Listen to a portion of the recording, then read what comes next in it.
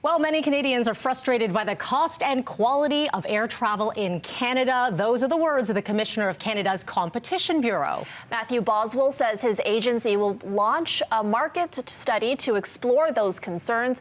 Our Ottawa correspondent Glen McGregor joins us. Glen, what's aim in all this? Yeah, this is something we hear a lot from Canadian travelers is frustration both with the service level, the delays, being grounded, flights canceled, and then also the high cost of flights in Canada compared to, say, the United States and particularly Europe, where you can fly from, Paris to Madrid for a relatively cheap flight, much cheaper than it would cost you to fly, say, from Montreal or Toronto. So the Competition Bureau is now launching a major review of this, looking at what it says is a concentration in the market. WestJet, Air Canada, taking about 80% of all the ticket revenues from travelers in Canada. And this has been an ongoing issue for many, many decades. The question of whether or not the federal government should allow foreign companies to come in and compete in the Canadian marketplace on domestic routes, something called cabotage is the phrase used in the airline industry.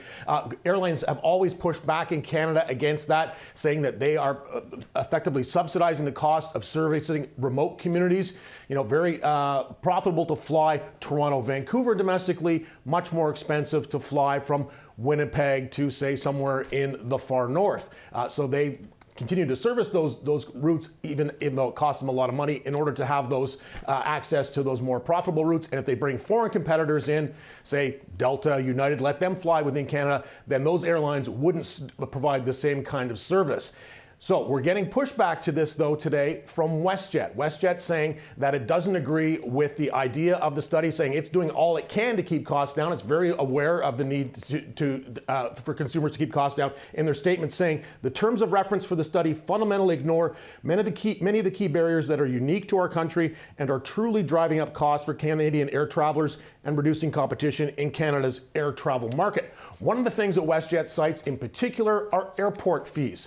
Federal government rents airports to airlines. That increases the cost of every single ticket because those costs are ultimately passed on to passengers.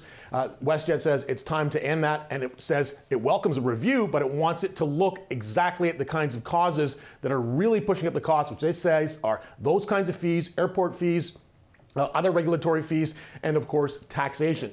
So we'll see if the Competition Bureau does this. It's going to take us a while. Probably won't get a result of this study until sometime next year. And whether the federal government actually acts on any of its recommendations, Erica, Mel, we'll have to see sometime when that report finally comes out next year, and whether or not it's going to make any difference for Canadian consumers who are so frustrated with the high cost of air travel. For sure. Okay, Glenn, thank you. That's our Glen McGregor in Ottawa.